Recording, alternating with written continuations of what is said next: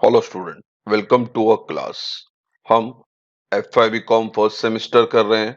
Chapter 3 है जिसमें हम MCQs कर रहे हैं। उसका नाम है accounting standard number 9, revenue recognisation. Revenue यानी आपका जो नॉमिनल एंट्री होती है उसके बारे में बात कर रहे हैं। जैसा सेल्स है, इंटरेस्ट है, सैलरी है, रेंट है, इसे नॉमिनल कहते हैं यानी रेवेन्यू रिकॉग्नाइजेशन। इसके पहले हमने चैप्टर 1, चैप्टर 2 यानी डिस्क्लोजर ऑफ अकाउंटिंग और वैल्यूएशन ऑफ इन्वेंट्री, इसके एमसीक्यूज ऑलरेडी हमने बना दिए। यहाँ ऊपर आई बटन आएगा, वहाँ चेक करें और नीचे डिस्क्रिप्शन में सारे वीडियो वहाँ पे भी चेक करें। और बच्चों, हमारे यूट्यूब चैनल को भी फॉलो करें और हमारा टेलीग्राम चैनल है उसको भी आप फॉलो करें।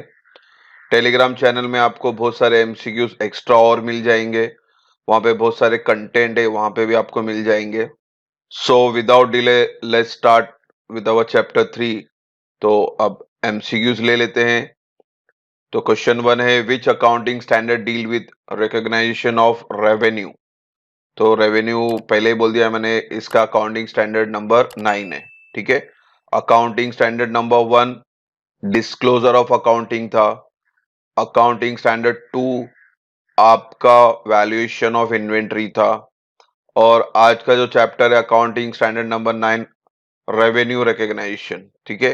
और आपके F5 बीकॉम के सिलेबस में ये तीन ही है और तीनों के वीडियो ऑलरेडी बने हैं। आई बटन से भी चेक करें, नीचे डिस्क्रिप्शन में भी आप चेक करें। तो इसका आंसर है डी, तो यहाँ डी लिख लें। सेकेंड क्वेश्चन है, accounting standard 9 does not deal with revenue arising.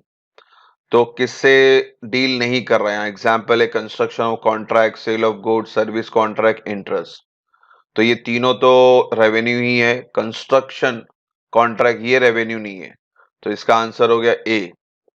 Third है, according to accounting standard 9 revenue from sale of good is recognise या रिकॉर्डेड।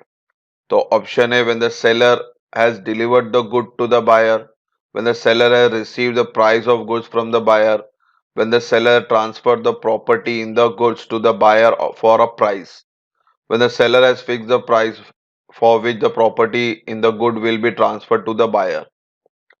तो इसके अंदर ऑप्शन सी है, when the seller has transferred the property in the goods to the buyer for a price। ये transfer word याद रखें, तो इसका आंसर हो गया सी। क्वेश्चन 4 है, रेवेन्यू फ्रॉम इंटरेस्ट रिकॉग्नाइज। तो revenue from interest recognise record कब होता है? when interest received, when loan is repaid, when interest accrues on time basis, when loan is taken। तो इसका ऑप्शन है, when interest accrues on time basis। तो option हो गया सी। अब चलते हैं नेक्स्ट क्वेश्चन की तरफ। क्वेश्चन 5 बोलता है, revenue from dividend is recognise when the payment is received, when the right to receive payment is established, when the amount is credited in the bank account, when the dividend check is dispatched by the company। So इसका option है B, when the right to receive payment is established। तो answer B tick mark कर ले। Which of the following is not covered by accounting standard 9। तो option है lease rent, dividend, interest, royalties. Dividend, royalty, interest ये तो pure nominal है। Lease rent ये नहीं है, तो ये ऑप्शन हो गया ए। 7 है, which of the following is the meaning of revenue as per accounting standard 9। Gross inflow of benefit from ordinary activities, sales, income and gain. तो इसका ऑप्शन ए है, gross inflow of benefit from ordinary activities. तो आप tick mark कर ले A को। Dividend revenue is to be recognized when the shareholder has a legal right to receive dividend, board of director recommend dividend, dividend is actually received company financial year end। तो इसका option है A, the shareholder has a legal right to receive a dividend. अब चलते हैं next question की तरफ। Question 9 बोलता है, interest revenue should be recognise on. तो इंटरेस्ट रेवेन्यू कब रिकॉर्ड किया जाएगा? Cash basis, time proportion basis, first day loan given, on the day loan is repaid. तो इसका ऑप्शन आता है बच्चों B, time proportion basis. Time के हिसाब से इंटरेस्ट कैलकुलेट होता है, तो आंसर हो गया बी।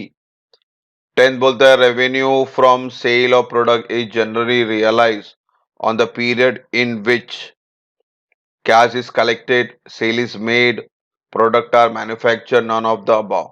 तो रेवेन्यू फ्रॉम सेल कब होता है? तो जब सेल्स होता है तभी रेवेन्यू फ्रॉम सेल्स होता है।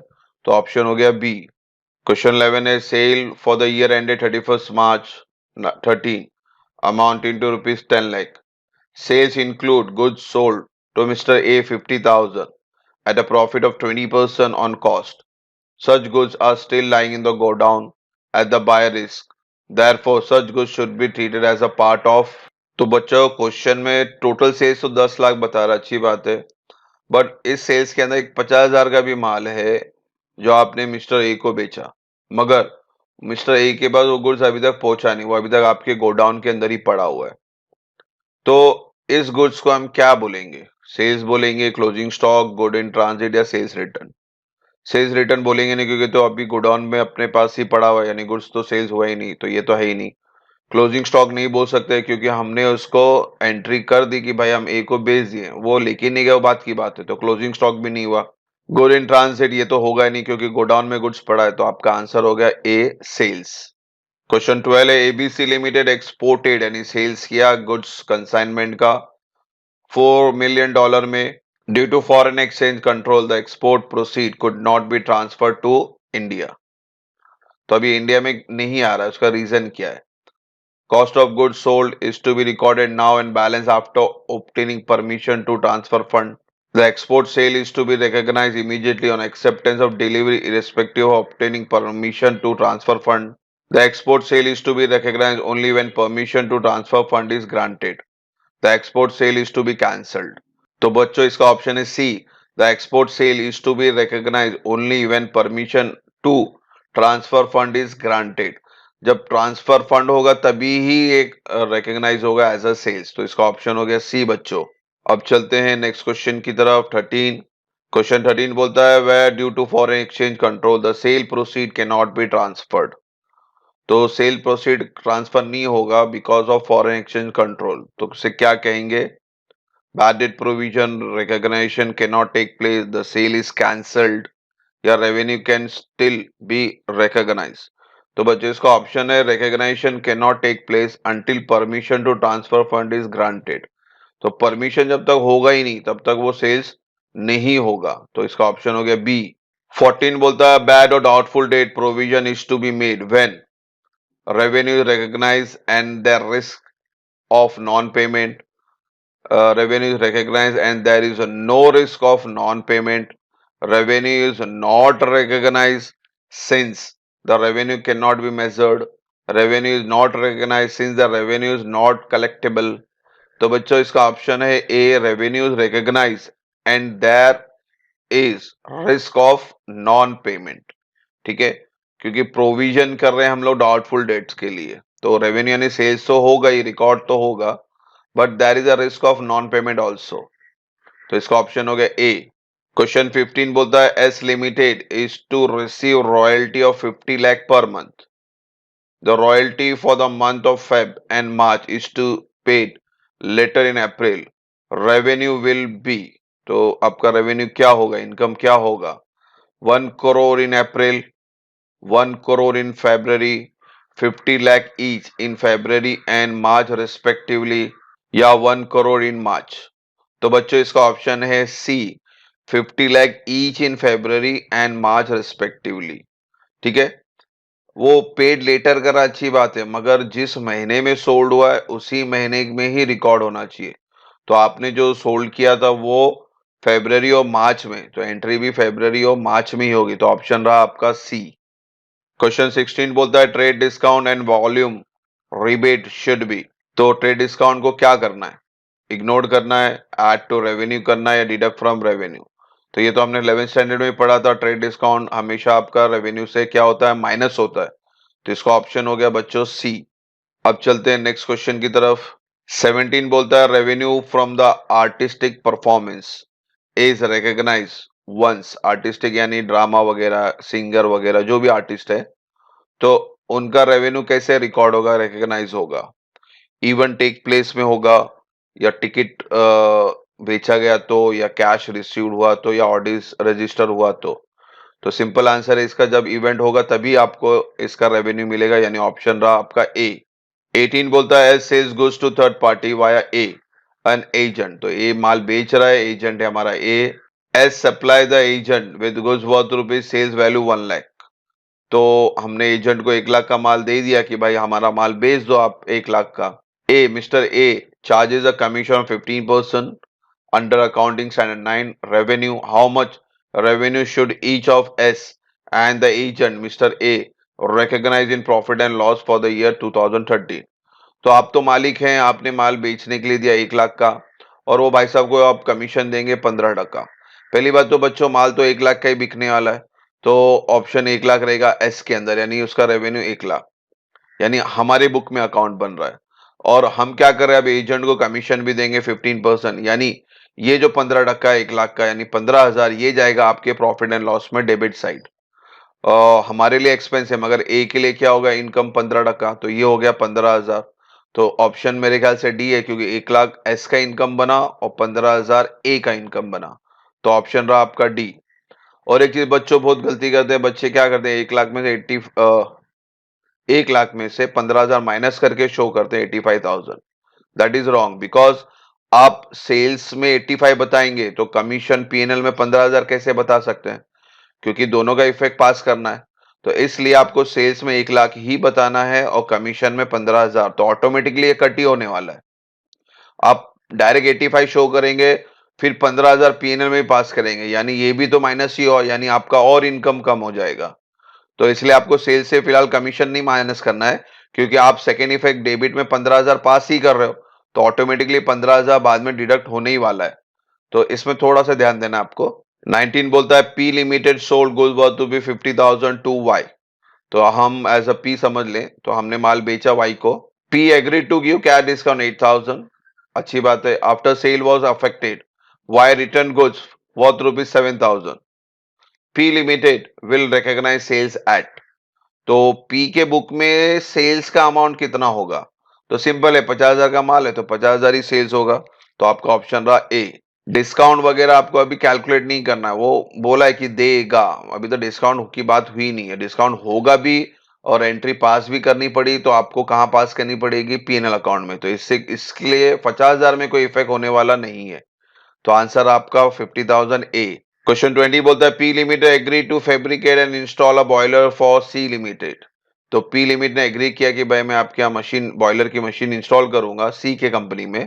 P Limited has fabricated the boiler and is about to deliver the boiler to the client C Limited, ठीक है, वो अभी तक डिलीवर नहीं किया, अबाउट टू डिलीवर है, ठीक है, ये सेंटेंस समझना आपको। The site of the client is not yet ready due to strike by the casual labour, आपने बॉयलर वगैरह बना लिया एज अ पी, मगर सी के कंपनी में अभी क्या चल रहा है, स्ट्राइक चल रहा है, तो लेबर लोग ने स्ट्राइक किया, तो आपका कंपनी का जो साइट है सी का वो अभी बंद पड़ा हुआ है।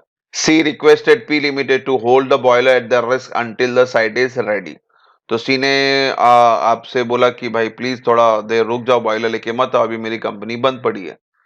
तो इनके ऑप्शंस क्या है, the revenue will recognise when P limited install the boiler, option ये है। Revenue will recognise when P limited receive the payment, revenue will recognize immediately as the title to the good and rest has passed to C Limited. The revenue will recognize when the strike by worker of C Limited is over. तो strike वगैरह से हमको लेना देना नहीं बच्चों, इसका option है सी।